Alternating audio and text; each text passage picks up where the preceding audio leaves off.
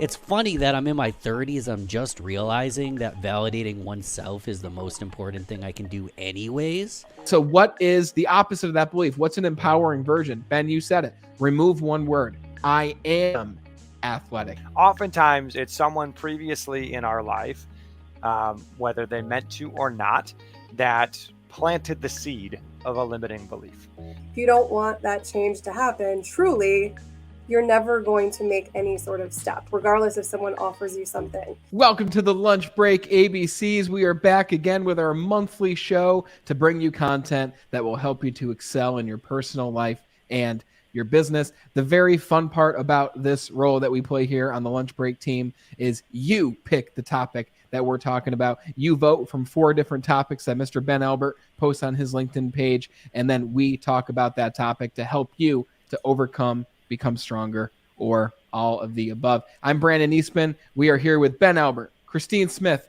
Andrew Biernat, and we are going to talk today about how to break free from limiting beliefs. You might be wondering, what is a limiting belief? I think you already know, but just to be sure, I looked up the top limiting beliefs that business professionals work through. And to name a few, these ones are highlighted, these 4 that I'm looking at. I'm not good enough. I'm too old or too young.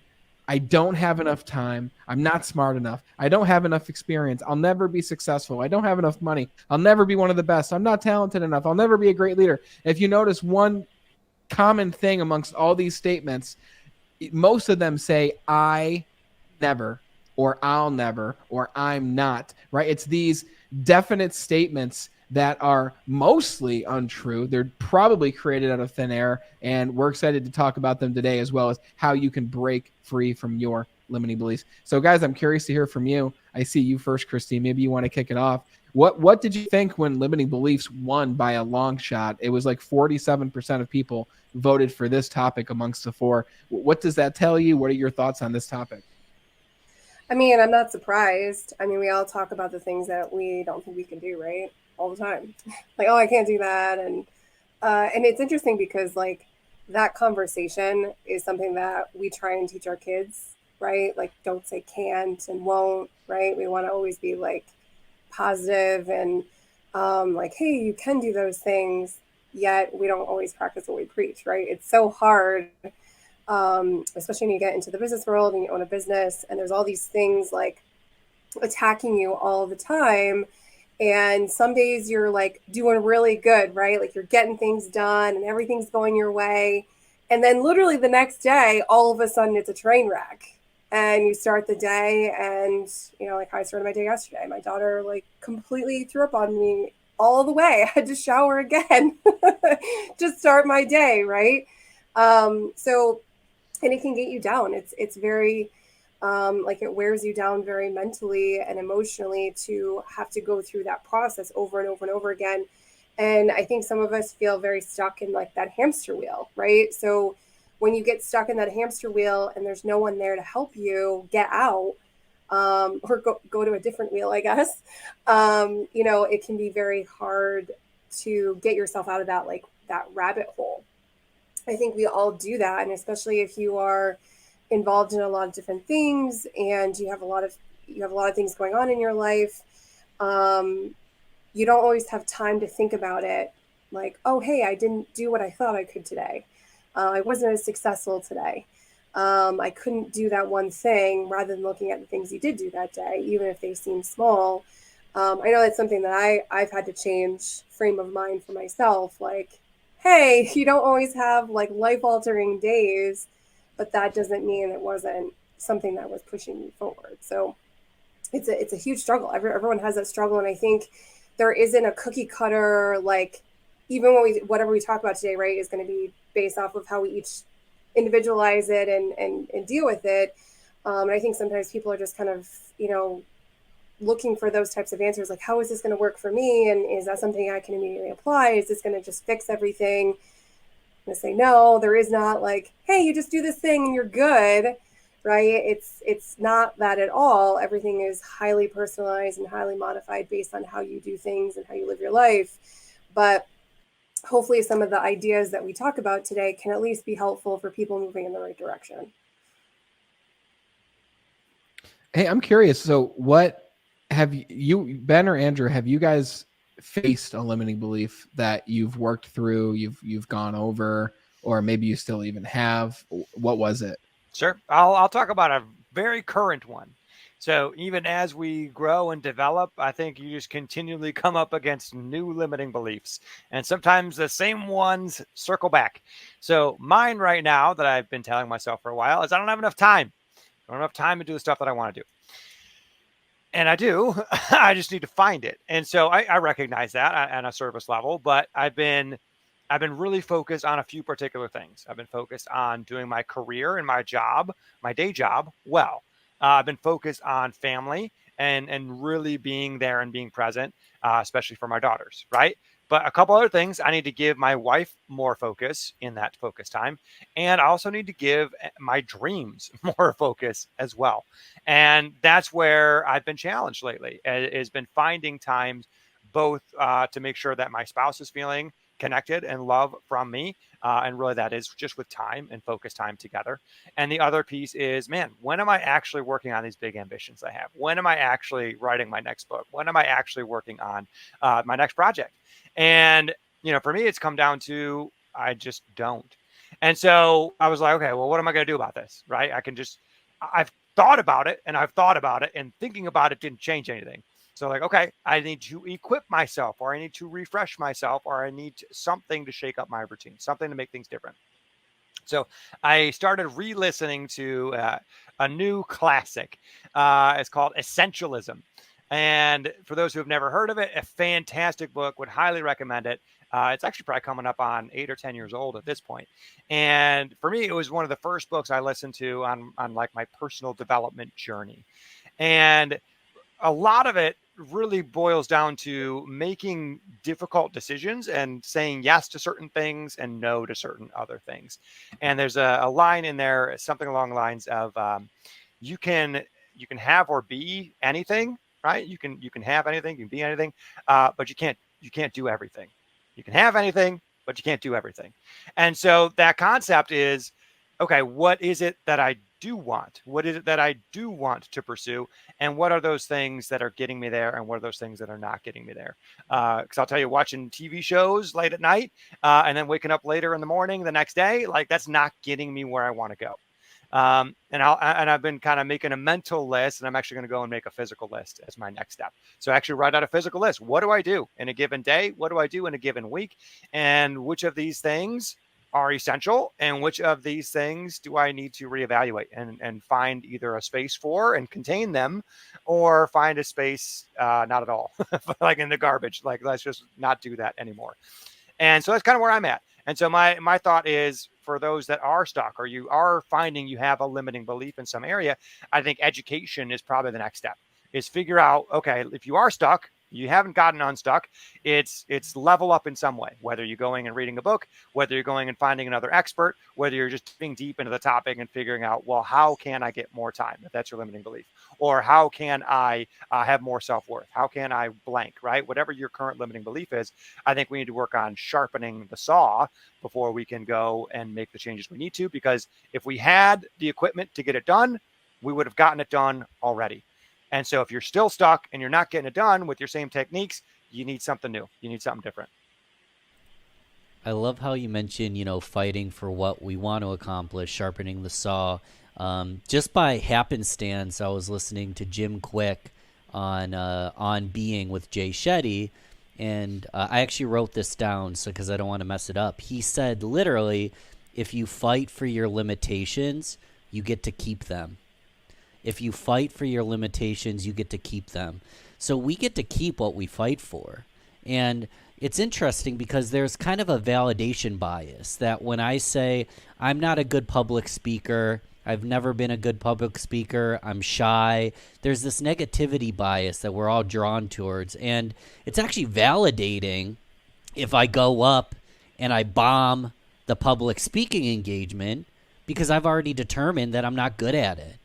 So it's actually not even a shot at my ego, because it validates something that I already felt about myself. And it's interesting how we just seem to be biased towards negativity. Even you mentioned that like 48% of people voted for this topic. I forget all four, but leadership was another great topic we could have talked about. People care more about limiting beliefs than they do leadership, because I feel like there's almost like a negativity bias that we all have this negativity. We all have these limiting beliefs. When I was a kid, I thought I was shy. Still to this day, I have bad handwriting. My mom, love her to death. She had the worst handwriting I've ever seen in my entire life. And I always had bad handwriting. And I have identified as having bad handwriting and not being artistic.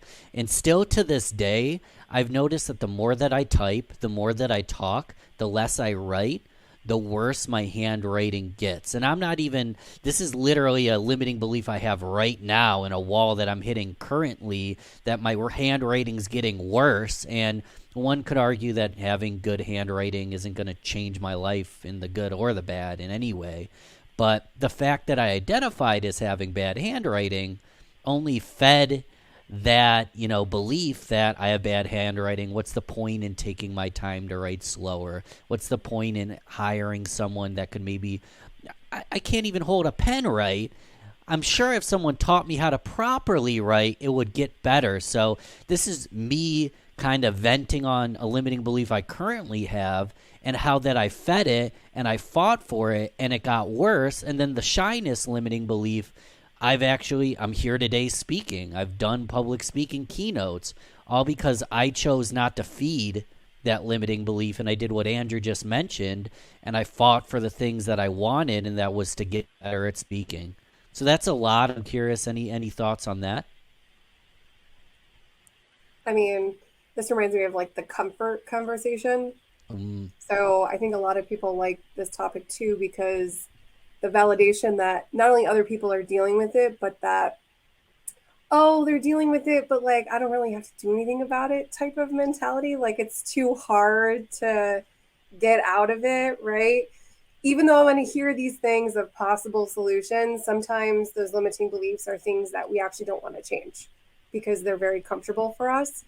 And it could be something very simple, like something you don't like doing, or something like, you're not good at, like, handwriting. Is that going to be detrimental to your success? I don't think so, right? But if it causes a ripple effect everywhere else, potentially, right? And I think sometimes people like the carnage, people like the drama of, oh, I'm not capable, or I can't do this, because other people will say, oh, you totally can, right? I think we like that kind of, confrontation sometimes because we need something exciting in our lives. But I really think, I guess I would question someone, and if they are truly looking to blow out those limiting beliefs, is kind of going back to what Andrew had mentioned, is the audit. So I'm actually writing articles right now about time, because I get that question asked to me all the time, like how I manage all the things that I do. And I'm writing these articles about exactly that, like how to audit your time, how to actually evaluate what are the things that you should be addressing, what are the things that you should be delegating out, what are the things that you should be changing. If you're sitting on the couch and, something's not getting done, well, maybe you're folding laundry when you're sitting on the couch that time, right? And really figuring those things out. But if you're never going to do the audit, like, it's never going to change, right? Just like anything else, if you don't want that change to happen, truly, you're never going to make any sort of step, regardless if someone offers you something. And I think, even to Andrew's point, like, oh, I have these things I want to do, but I haven't done it. Well, either there isn't enough motivation to do it, or you don't really want to make a change. It's that simple. Like, and that's okay. I don't think there's any problem with that, but don't complain that it's preventing you from doing something else if you're not going to make the step. So either you need to get a partner and help to be yourself, more accountable, and having somebody else push you, or, because if setting goals for yourself isn't enough, I know sometimes for me, like, I have to tell somebody else, hey, can you follow up with me in like 2 weeks about this one thing that I need to do? Because I'm not going to do it otherwise. And then I'm like, oh shit, I better do it, because they're going to call me out on it. I got to make sure it's done. And I don't like to disappoint somebody, right? But if not, don't waste the time. Like, don't bother. I want to do one quick follow up, and then I want kind of Brandon's insight. But a quick add on to that, you mentioned the idea of an audit, right? It's tracking it. And I used to work as a personal trainer, and one of the core pieces of our program was having people actually track their eating. and like actually see what was going on, like actually pay attention, measure it, how many grams of this, how many grams of that are you actually eating, like break it down, super granular, really challenging, very difficult, but so worth it. The amount of breakthrough moments that people had because of that, realizing like, wow, I felt like I was eating 1,200 calories a day, but in fact, I was eating like 3,000 a day. That's like, but you don't realize it until you've tracked it, right? And they say, what gets measured gets managed. And so, if you want something to be managed better in your life, start measuring it. So true. That handwriting example that you mentioned, Ben, it's so funny that you say that, because that is something that I faced for a long time in my life. And I think that I only really kicked that to the curb because I realized that it wasn't helping me. I would always say to people as soon as I wrote something down, because I work face to face with customers, so I would write down their bill, I'd write down a quote, I'd write down what they'd owe that day, monthly, all those things. And I would always say at the very beginning, I'm so sorry, my handwriting is really bad. Right. And then it just almost exposed a weakness in myself by saying that. It was almost an unnecessary thing that I didn't have to say. So I recognized that and I stopped saying it. And it's wild.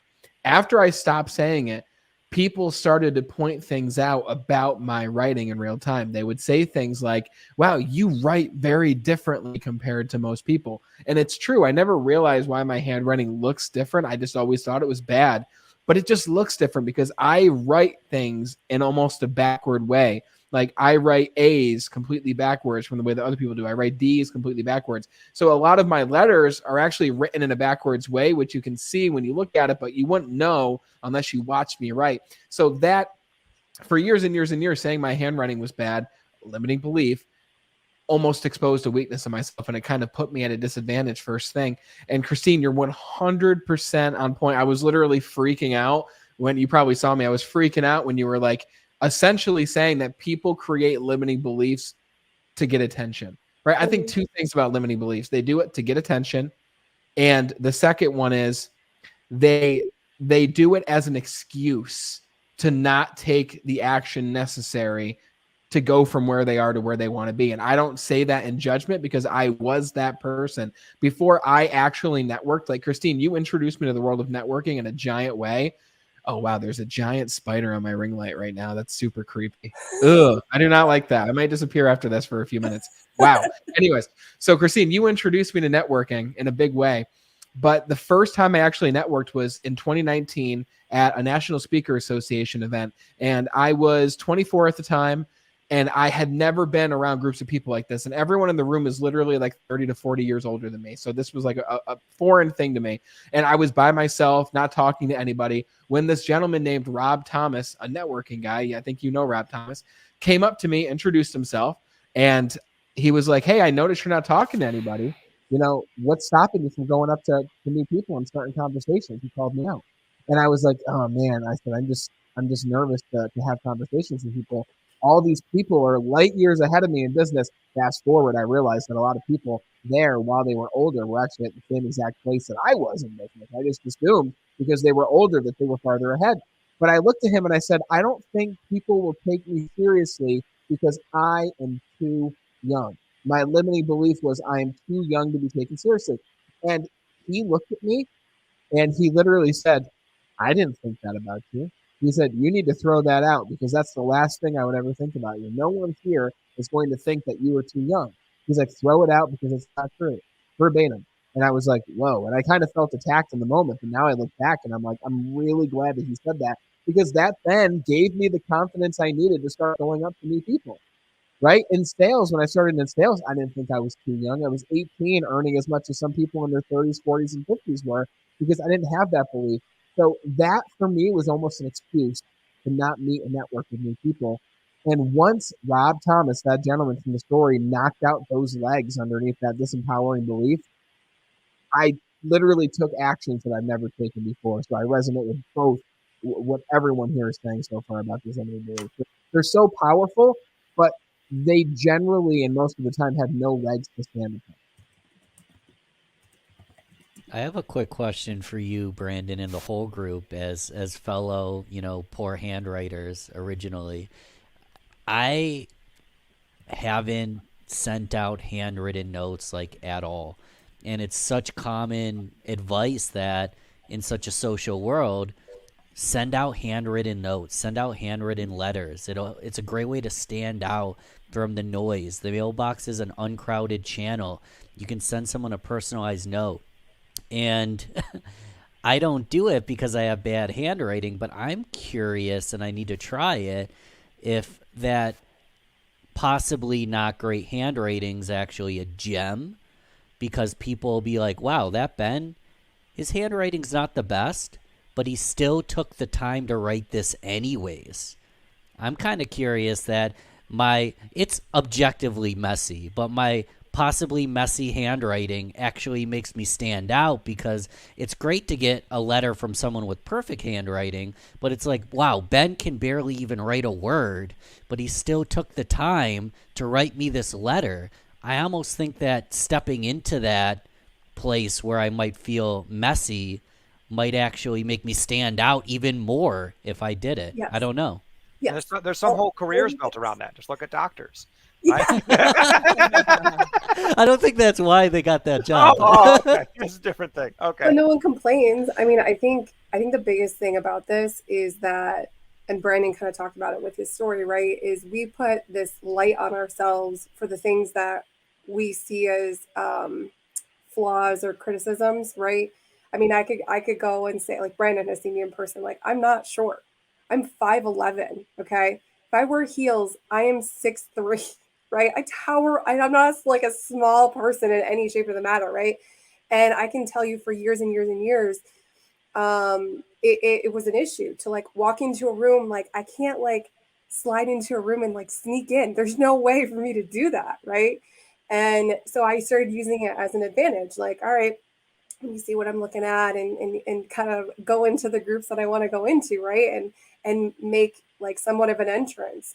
And I think the thing too is we forget that no one cares. No one's watching like we think they're watching, right? Someone's going to look at your handwriting, and I honestly think it would be a memorable piece, right? Like someone would be like, the fact that you took the time to do that. I don't care if you send them a thank you note, you just send them a hi card, like, hey, how's it going? Or thanks for the referral, like whatever those things are, even if they can barely read it, just the fact that you sent them, right? They're going to remember the fact that you took the time.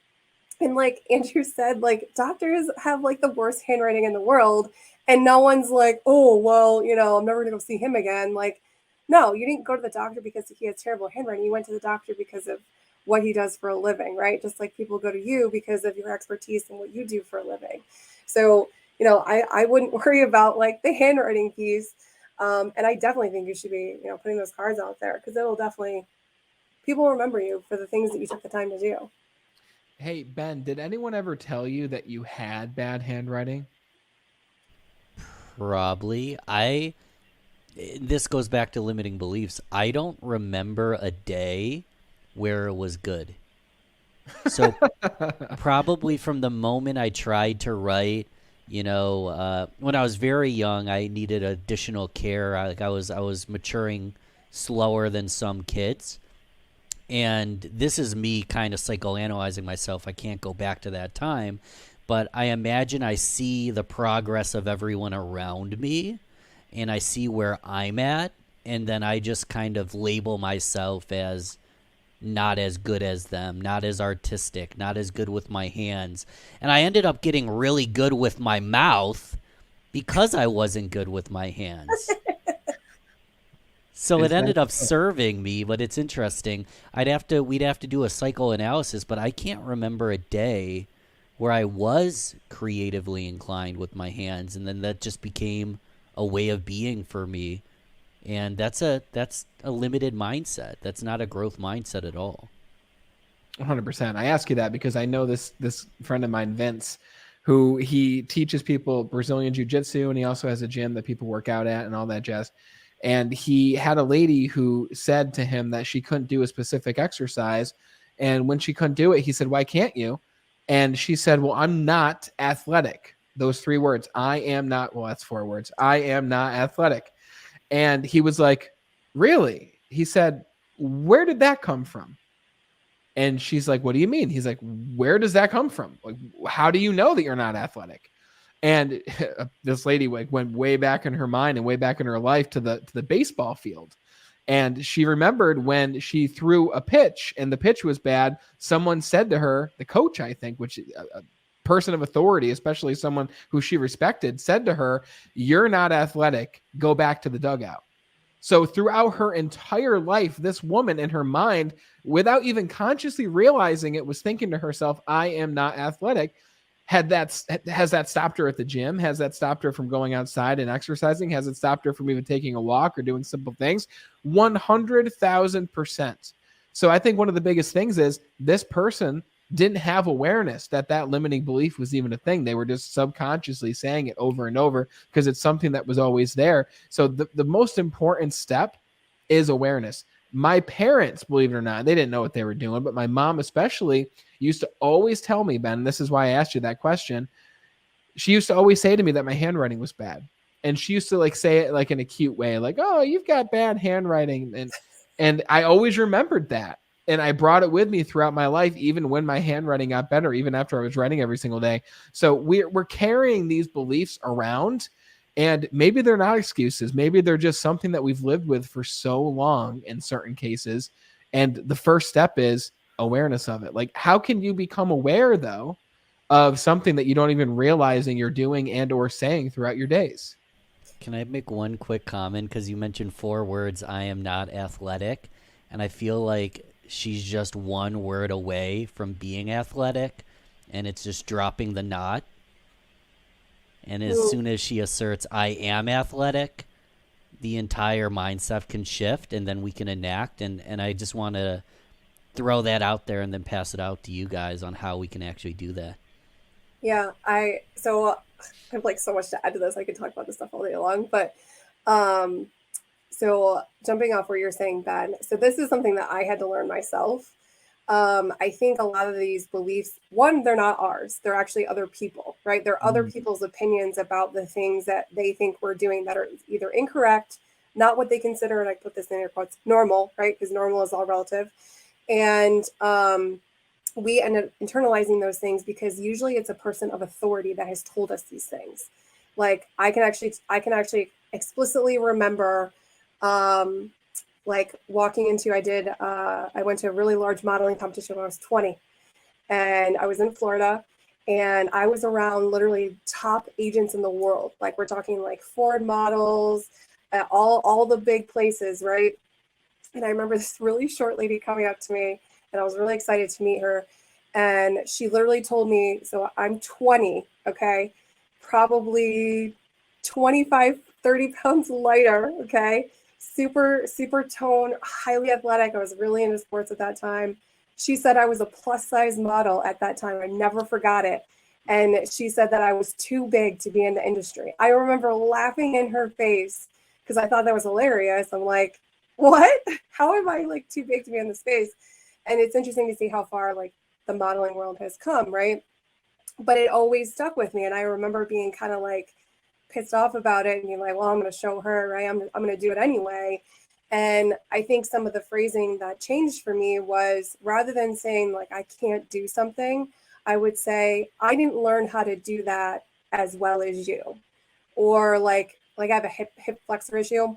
So it'll come up sometimes if I'm in like PT or if I'm like at the gym or something and someone's like, hey, do this exercise. Rather than saying, I can't do that, say, I'm not yet flexible enough to do that. Can you teach me how to be better at whatever it is, right? Because I felt that if I stopped saying I can't do things, rather than saying either I'm not quite there yet, I'm working on it, or hey, can you help me? So somebody of authority, right? So if it's a trainer, we'll use the M word, mentor, or a coworker, whatever. Hey, can you show me how to do that better? Can you show me how to be better at that? Because it totally like eliminates the ickiness part of how someone makes you feel sometimes when they say like you can't do something, or you say that to yourself. Like it sticks with you, right? Like that for me was 15 years ago, right? And we all have instances in our lifetime and in our childhood that have stuck with us, like that woman. But if we can rephrase those things and saying rather than I can't or I won't, it's, well, I just can't do it yet.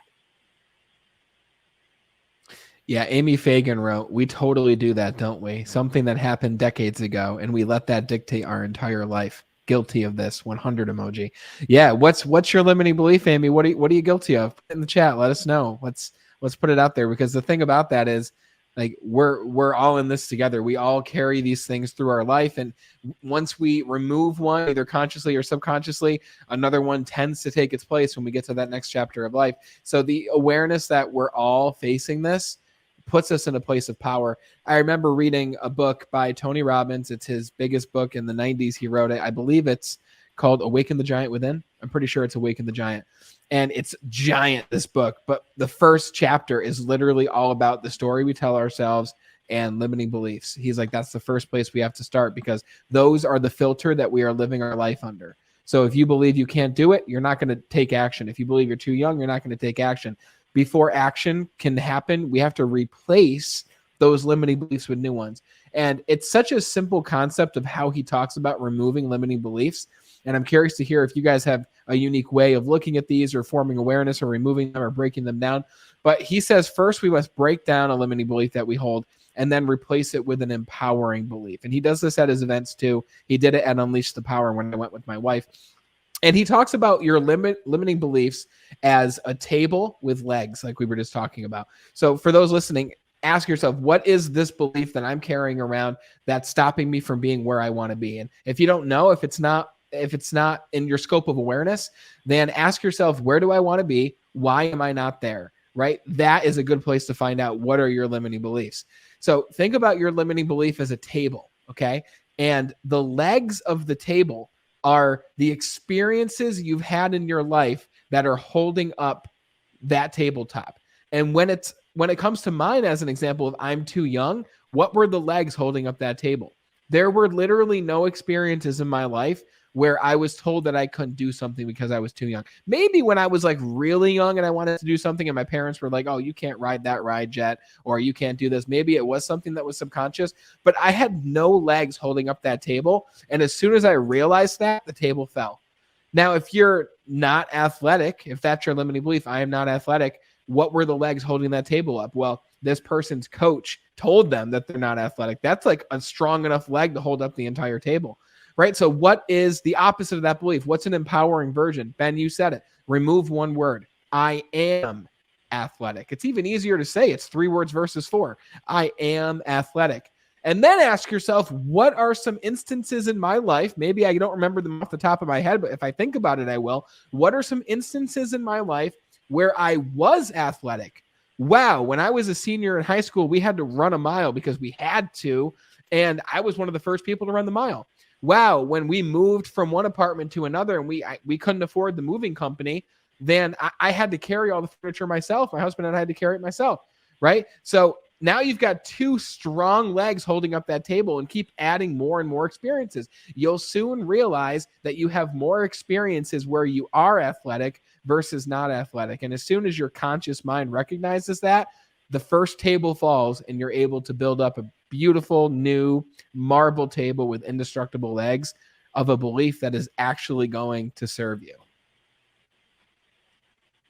I love that. One thing I want to add some commentary on here. We brought it up a couple of times, and even Amy in the comments mentioned this idea is oftentimes it's someone previously in our life, whether they meant to or not, that planted the seed of a limiting belief. Maybe it was an experience that we had, a side comment that happened, or maybe it was a recurring trend. One I see a lot is a parent, that has introducing themselves. "Hey, what's going on? I'm Ted. Oh, this is my son. Oh, it looks like he's a little shy." And statements like that are very small, very subtle, very simple, but it's the breeding ground for limiting beliefs. And one thing that I want to encourage us all to consider is we are the seed sowers as well. People are planting seeds in us, but we're also planting those same things in other people. Where in our own lives are we the figure of authority? Where have we gone and accidentally planted limiting beliefs in other people? And to some extent, it's just going to happen. We're not going to mean to. Stuff's going to happen accidentally. But at a larger scale, consider, would you want to plant that as a limiting belief inside someone that you knew? And likely the answer is no. And make sure that we're using our words and actions very carefully around other people. Be thoughtful in the way you express, describe, and define things, because what we say about someone else may become their future problem, may become their future limiting belief. That was just something I was just kind of thinking about a little bit, especially because I have young kids. I get the joy of doing all kinds of great stuff with them, but I know I'm going to mess some stuff up. I know that, and I'm working as diligently as I can to plant as few limiting beliefs as I can. But I know there's going to be some. So that for me has just been really top of mind lately. Lead by example, right? I mean, I think the leadership thing, right, is how do we make sure that we put out there what we hope to get back at the end of the day. Energy, karma, whatever you want to call it. Like, I have kids too, and I try and think about that, especially like having girls, the body positivity thing. How do I make things as normal as possible in our house so that if she sees something different, she's just at a different level because of what we've installed in her, what we've taught both of them. And it's tough, right? Because sometimes you say things to your kids and you're like, oh, probably shouldn't have said that. Are they going to remember that, right? Are they going to, is that going to be something that's going to stick with them for the rest of their lives? You hope not. But if so, okay, well, how do I, make sure we fix that so it doesn't stick with us forever? Because I think a lot of stuff our parents have said inadvertently has stuck with us in one shape or another, right? Like, you got to do better, or like, no, you can't do that because like I've gotten, oh, you're a girl. Like that in itself is a huge limiting belief because I have a girl, like I'm a girl, I can't do certain things. Why? Right? So having to overcome those things has been extremely challenging. But being in predominantly male industries and then doing really well in predominantly male industries, I'm like, oh, what now? What's your excuse? It's so true, though. Amy just wrote. Amy replied to us asking her what her limiting belief was, and she said so many things. She said, "These days I'm digging my heels in and kind of saying, 'Watch me.' In my childhood, I was so desperate to fit in and be loved that it crushed me to be told stuff like, 'You're going to be fat and stupid,' when I didn't ace a class, or being called a prancing unicorn the year that I wanted to play soccer." So this is." I laugh, but it's very sad, but it goes right along with what you're talking about, Andrew, what you're talking about, Christine, with other people saying things to you, which then makes me think, what have I said to other people that may have planted a limiting belief in their mind? So like you said, though, Andrew, we can't, be 100% conscious and aware of what we say at times. And we'd like to think that we plant more positive seeds than not. But we're absolutely all guilty of it, and it's what can we do in order to plant more positive seeds? Well, Brandon, one thing that you brought up earlier was just the straight shooter guy that you met at the networking event, and the guy, in a sense, just like took a baseball bat and just knocked that supporting leg right out from under that false belief, and he just met you, right? And man, sometimes it's just really refreshing to be around people that just say it like it is. They call it like they see it, and they're willing to, in a sense, put some of the social capital on the line, possibly offend you maybe slightly, for your good, to help you be better. And that's something for me that as that's a challenge. Is I often try to be liked, or I try to get people to like me, or whatever else, right? And sometimes it's not really what it's about. Sometimes my only role in someone's life may just be kind of passing by. But maybe I can plant that seed, or kind of take a baseball bat and knock that one leg out, and maybe that can be a huge moment of change for them. So I think it's, we don't have to do it as in the same style, but I think it's an opportunity for each of us to consider, like, are we going out and actively dismantling limiting beliefs in other people? I got goosebumps, y'all. You noticed my internet went out. At the exact same time my internet went out, I felt like hiding anyways, because Andrew, you bringing that up, like, and Christine talks about this all the time, like the ripple effect, like what is my actions, what ripples am I creating? And I hadn't really thought about that. Like, by not saying "watch me," and digging my heels in and doing it myself, what kind of negative results am I creating in the people around me? How is my family, friends, peers, and coworkers and clients being negatively affected because I'm not living up to my potential and I'm limiting myself? Like, I need to be selfish and take care of myself, or else I'm going to underperform for everybody else. And it was hilarious that my internet froze mid conversation because I wanted to flee. I wanted to run away from that reality that my actions are going to ripple and affect other people. But when we start seeing, okay, my limiting beliefs are holding me back, that's going to be putting me in a position where I'm going to hurt others and I'm going to project my limitation onto them. And then the whole world's a worse place all because I couldn't get my stuff together. I'm shaming myself right now. But that's kind of like the tough love that I don't always think about. And I just appreciate y'all bringing it up. I have goosebumps. It's like, how are my limiting beliefs actually limiting others? And how is that making for a worse world rather than a better world? And what can I do to change that? And I just appreciate the realization, y'all.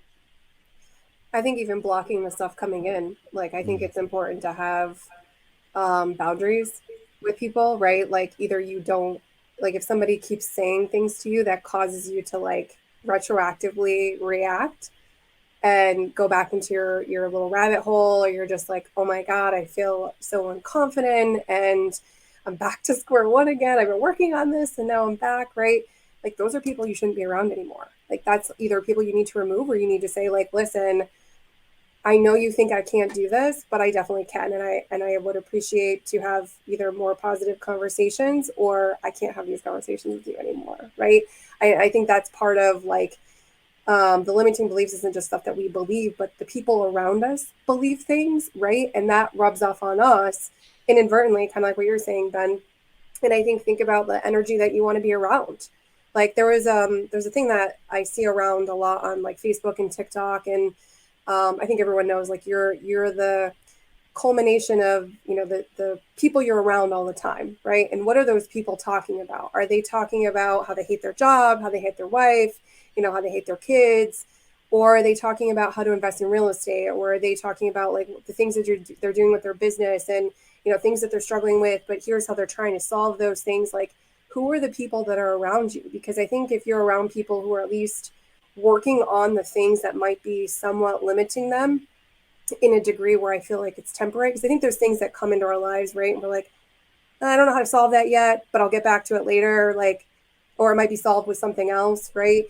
And if you're not around those types of people, you're never going to know, like talking about how to acknowledge things, you're not going to know if you're not around people who are doing those things at the end of the day. So like, obviously we all feed off of each other and being more aware about ourselves, right? But I think, in our own lives, professionally and personally, if you're not around people who are doing that on a regular basis, you're never going to get out of the spot that you're in.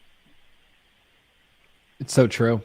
Yeah. So for the last segment of this, maybe we can riff back and forth on this idea of, if you could go back to who you were in the past, whether it was a child, a teenager, or a young business leader, whatever it is, and you could give yourself some advice about limiting beliefs, what would that advice be? And when I think about this, for me, for a long time, I just always thought that I didn't know enough in order to begin, especially when it comes to creating content, putting myself out there. I always thought that I had to become better at presenting, had to learn more about how to post content, what platforms to be on. I spent a lot of time learning, when really I should have just started going.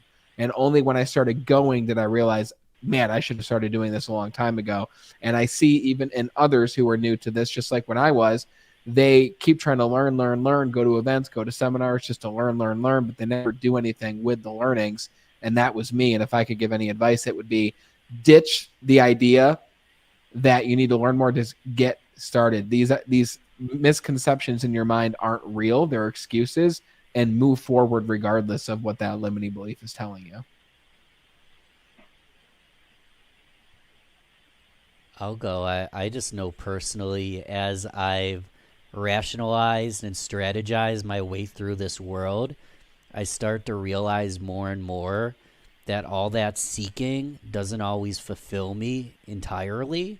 And just giving myself the self-love that I'm enough now, I'm good enough now, and I'm only getting better, that these struggles and these wants and these needs don't define me. I think a lot of my life I was chasing who I thought I should be and what I wanted to accomplish, and then the things that I wasn't good at, I just defined myself as bad at those things, and I got really good at the things I'm good at, and I got tremendously bad at the things that I'm bad at, and at the core, none of that crap matters anyways. So I've started to realize just to love my current state, to love who I am, and to spread love with who I'm becoming. But someone says that I'm not good enough, who cares? I know I'm good enough. So just giving, it's funny that I'm in my 30s, I'm just realizing that validating oneself is the most important thing I can do anyways. Mm-hmm. But the whole conversation doesn't matter as long as I love myself. I can just, float off into the sunset with bad handwriting and no one gives a crap. I love that. I'll share a little bit. For me, looking back in time, if I had to go back and maybe kind of break a limiting belief that I used to have or give myself some advice, one was, and you guys have heard me talk about this before, but for me, alcohol was a big part of my life for a while, led to a lot of problems for me. And one of the reasons I leaned into it was because it was a social lubricant. It made it easier for me to socialize. And the weirdest thing about that was alcohol actually made me worse at socializing. 'Cause especially after several beverages, like I was not as interesting. I was not as funny. I was more funny at me versus funny collectively. And so, really, it actually stunted my growth and stunted my progress as a social person. And if I could go back, I'd be like, hey man, listen, alcohol is going to be around, make peace with it in whatever way you need to, but you don't need it to be social. I'd actually recommend going to a bunch of parties, hanging out with people and not drinking, and see how much fun you can have. And once I started doing that on the back end, learned my lessons, stopped drinking. Once I did that, I got so much better in social situations because I actually had to develop the skill set. I actually had to learn things. I actually had to practice things, step outside my comfort zone a little bit. And what that particular limiting belief did was keep me stuck. It just kept me stuck with a poor solution that did not serve me. It actually made my life significantly worse in other ways. And while alcohol is one example, likely we have other things that we're sticking with as our solution because of our limiting belief. And we're stuck with that solution. And likely there are other negative things that come from that poor solution. And so each of us has these limiting beliefs. Each of us has these poor strategies, poor coping mechanisms, poor ways of doing things. And it's causing problems elsewhere. And it all comes back to that limiting belief. And so encouragement for everyone listening here is take a look at some of those limiting beliefs, but then also consider what's spinning off of that. What is that causing? What are you leaning into as your strategy for fixing that problem or dealing with that problem?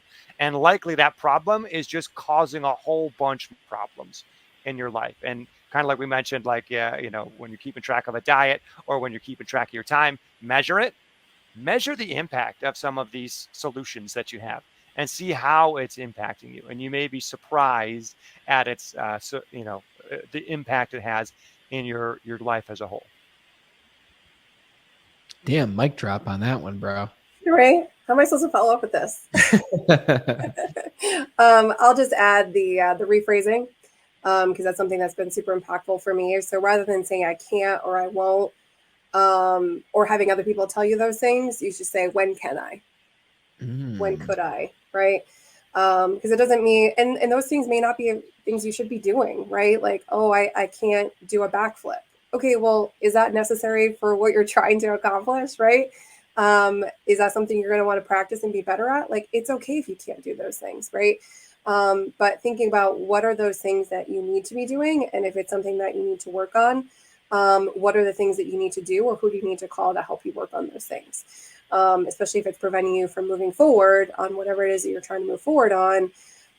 Just sitting there, I feel like it just reminds me of like a toddler having a tantrum, like, no, like doing that whole, like, no, right? Just no, Like, you don't have to do that. If you're not going to do that thing to get you to that next direction, then stop sitting in it. But if you're going to sit in it and just do the no mentality, I can't, I won't, try rephrasing. When can I? How do I get better at this? How do I grow at this? Who do I need to call to help me get out of this phase so I can move on? Because you're spending a lot of energy otherwise. Wow. So true. Damn, guys, this was a really cool conversation. We took in a lot of different directions. We talked about how to break limiting beliefs. What are they? How can we become aware of them? We went a lot of different directions. And thank you, everyone who was watching. And thank you, Amy, for contributing your own limiting beliefs and what you're doing to work on them and all of those beautiful things. And thank you to all listeners for choosing this topic in the first place. And next month, the same thing's going to happen. So Ben's going to post and we're going to share what topic do you want to see next. And what's the next letter that we're working on this next time, Ben? M. M. Excellent. It's a second in Elemento. I didn't want to do the whole ABCs in front of everybody, but I'm excited to see what topics we choose for M. I'm excited to see what you, as the viewer, chooses, and be sure to vote. Thank you guys for watching, and we'll talk to you soon. Bye.